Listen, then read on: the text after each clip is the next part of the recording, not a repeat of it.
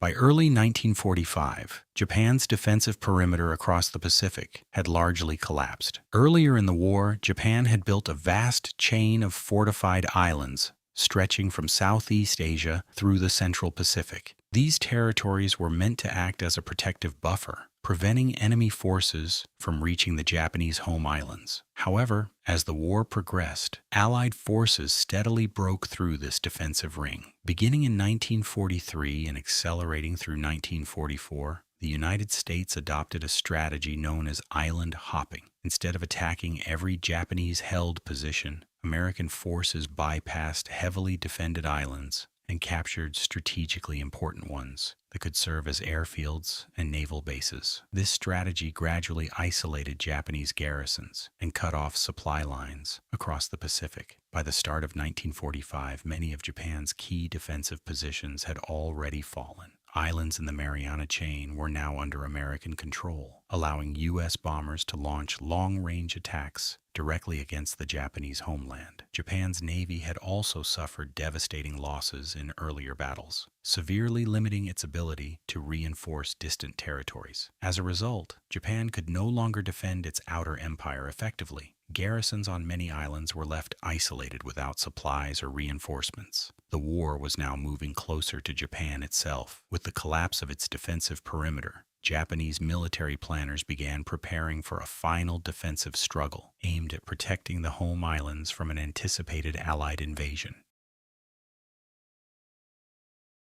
In February 1945, Allied forces launched an invasion of the small volcanic island of Iwo Jima, located roughly halfway between the Mariana Islands and the Japanese mainland. The island held major strategic value because it contained airfields that Japanese fighters used to intercept American bombers flying toward Japan. Capturing it would also allow damaged U.S. bombers to make emergency landings on their return from bombing missions. The battle began on February 19, 1945, when U.S. Marines landed on the island's beaches. Waiting for them was a deeply fortified Japanese defense commanded by Tadamichi Kuribayashi. Instead of defending the beaches directly, Japanese forces built an extensive network of tunnels, bunkers, and hidden artillery positions across the island. This defensive system allowed them to resist for weeks, despite overwhelming American firepower. The fighting quickly turned into one of the most brutal battles of the Pacific War. U.S. forces had to capture each defensive position individually, often engaging in close-range combat within caves and underground tunnels. Progress was slow and costly. Both sides suffered heavy casualties during the weeks-long struggle. After more than a month of intense fighting, American forces secured the island in March 1945. Nearly the entire Japanese garrison was killed in the battle. The capture of Iwo Jima provided the United States with a crucial forward base. In the months that followed, thousands of American bombers used its airfields for emergency landings during missions over Japan. The battle demonstrated the level of resistance the Allies expected if they attempted a direct invasion of the Japanese home islands.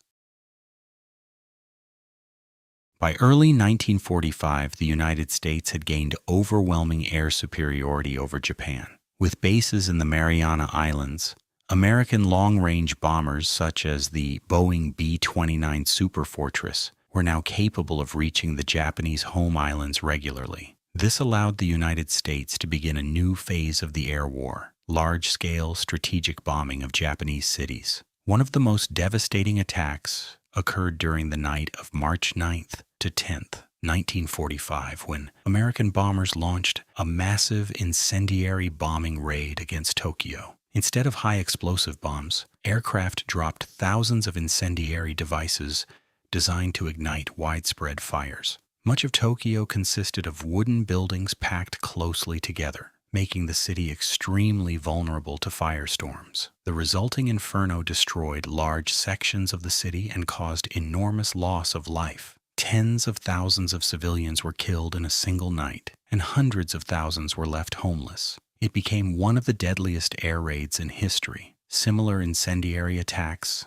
followed against other major Japanese cities, including Osaka, Nagoya, and Kobe. These raids destroyed large portions of Japan's urban infrastructure and severely damaged its industrial capacity. Factories, transportation systems, and residential districts were devastated. The firebombing campaign placed enormous pressure on Japan's leadership and population. It demonstrated that the Japanese homeland itself could no longer be protected from large-scale destruction. By mid-1945, many cities were already heavily damaged, and Japan's ability to sustain the war was rapidly weakening under the constant bombing campaign.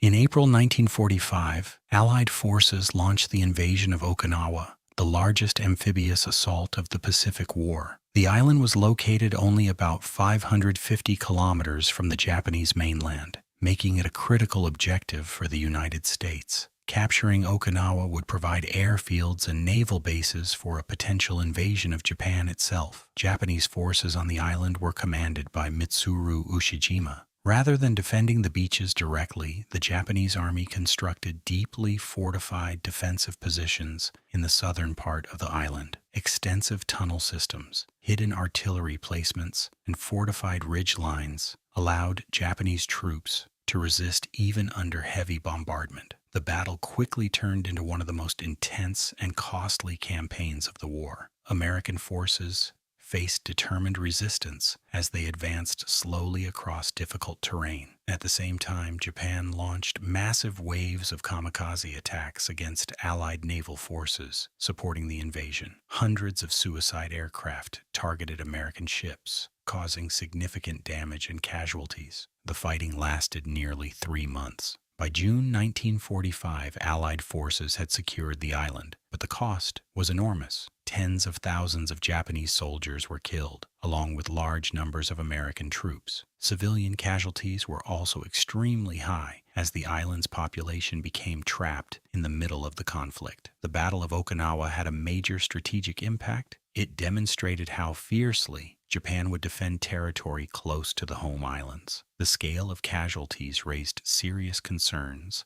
among Allied leaders about the potential cost of a full invasion of mainland Japan.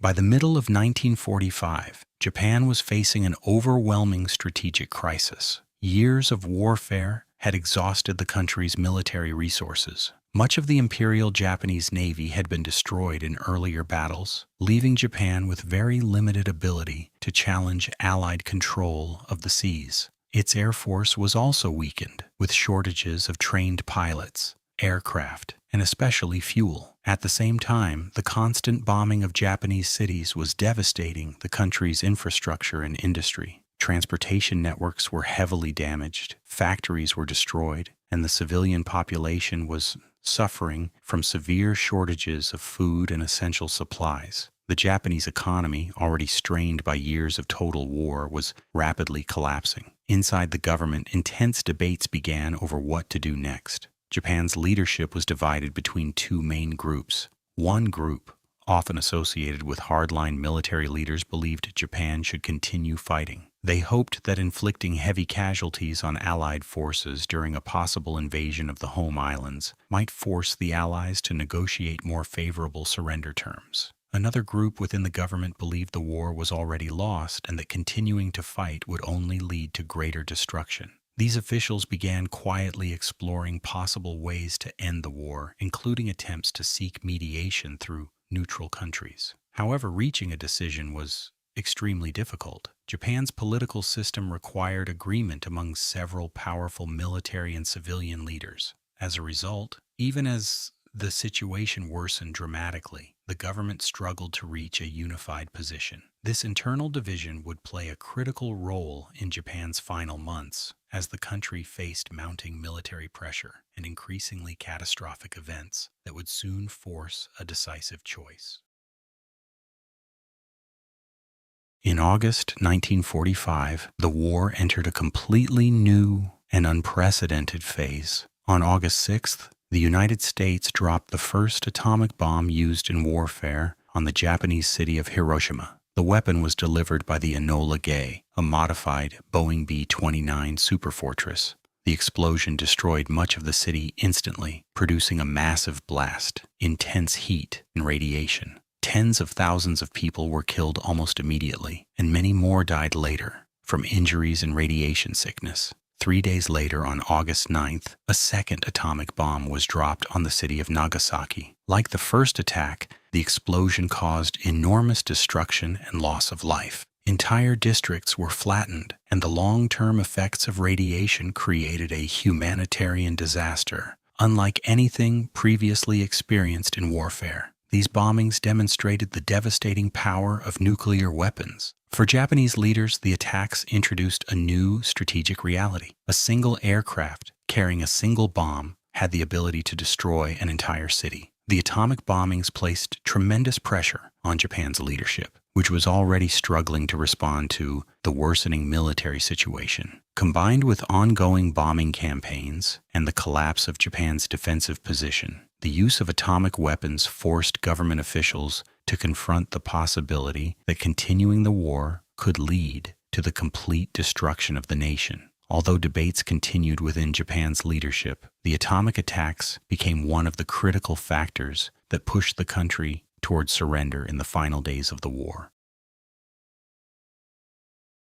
While Japan was still struggling to respond to the atomic bombing of Hiroshima, another major development dramatically worsened its strategic situation. On August 8, 1945, the Soviet Union officially declared war on Japan. Within hours, Soviet forces launched a massive offensive against Japanese positions in Manchuria, where the Kwantung Army had been stationed for years. The Soviet invasion was rapid and overwhelming. Soviet troops, supported by large numbers of tanks, artillery, and aircraft, attacked across a broad front. The Japanese Kwantung Army, once considered one of Japan's strongest military formations, had already been weakened as experienced units were transferred to other fronts earlier in the war. As a result, it was unable to resist the Soviet advance effectively. Within days, Soviet forces broke through defensive positions and began advancing quickly across Manchuria, capturing key cities and transportation routes. The offensive also spread into northern Korea and other Japanese-held territories in the region.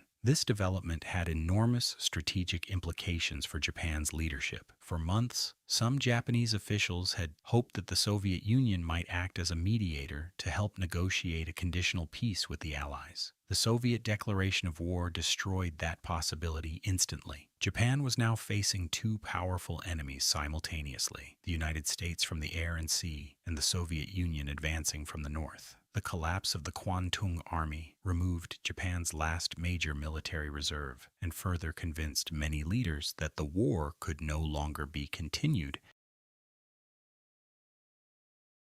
By mid-August 1945, Japan's situation had become impossible to sustain. The country had suffered devastating bombing campaigns.